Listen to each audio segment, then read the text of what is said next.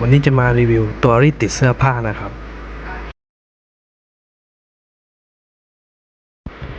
นำตัวรีดติดเสื้อผ้ามาวางไว้ตรงจุดที่ต้องการจะติดนะครับ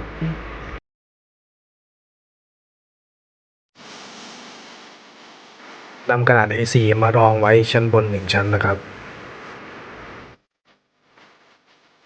นำเตารีดที่มีความร้อนอยู่แล้วมาวางทับตรงสติกเกอร์ได้เลยครับ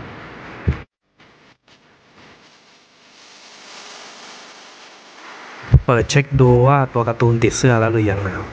ในการลอกช้าๆนะครับลอกช้าๆถ้ายังไม่ติดให้เอาเตารีดมาทับอีกรอบนะครับให้สติกเกอร์มันติดดีๆหน่อยทีนี้ก็เสร็จแล้วลอกแผ่นใสออกได้เลยครับลอกช้าๆนะครับ